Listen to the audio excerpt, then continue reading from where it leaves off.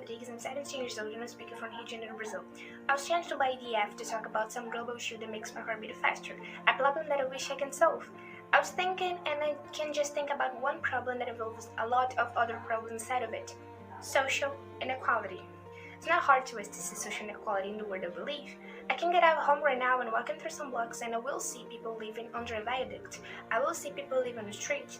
But we get blinded by our privilege that we start to seeing that kind of thing as normal. We get into a bubble.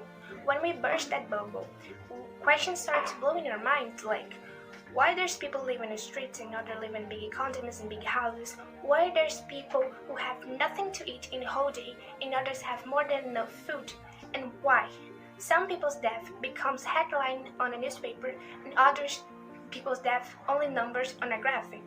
Why? There's so much people with almost nothing and few people with almost everything.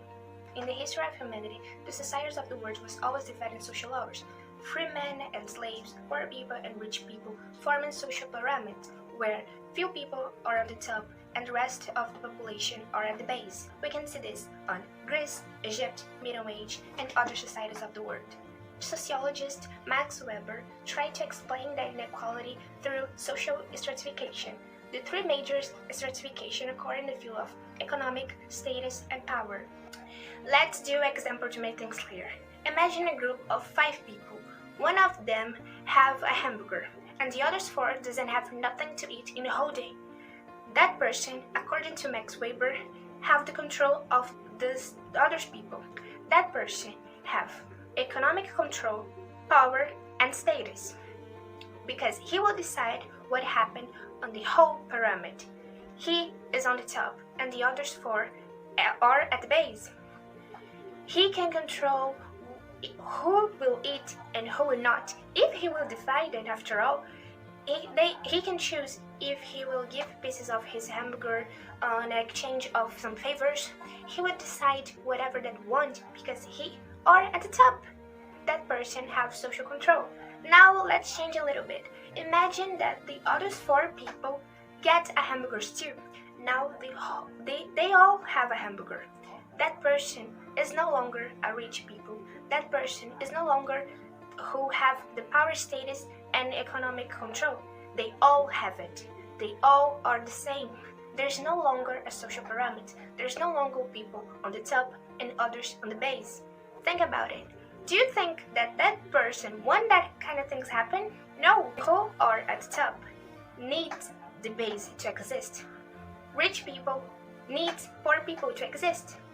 Who are on the top don't want to lose power, don't want to lose status, and don't want to lose control of it. So they will do everything they can do to keep and have control of the whole pyramid. This is the maintenance of inequality. The right to work, the right to have health and well-being, the right to have a satisfactory remuneration, they are all guaranteed by the Universal Declaration of Human Rights. Unfortunately, that isn't the reality of everyone in the world. According to ONU, of the almost 8 billion people living now on Earth, almost 500 million live in poverty. But why, in 2020, it's so hard to poor people become rich? Let's start with time. Yes, time is a factor of inequality. A lot of people in the world doesn't have time to think about their futures and getting a better life because they are concerned in how they will survive.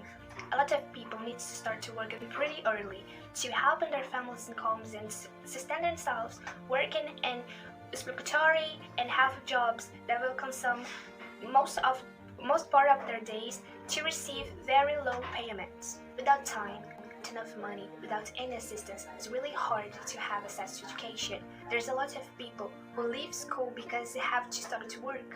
And education is the better chance to someone to get a better life. All of these factors makes our society so divided between poor and rich. The term meritocracy meant that people could get a better life, that improve their lives only by their own merits. But it isn't true. There is a meritocracy in a city, a country, or in a world unequal. We cannot speak about meritocracy when everyone doesn't have the same opportunities. This is cruel, and that's wrong.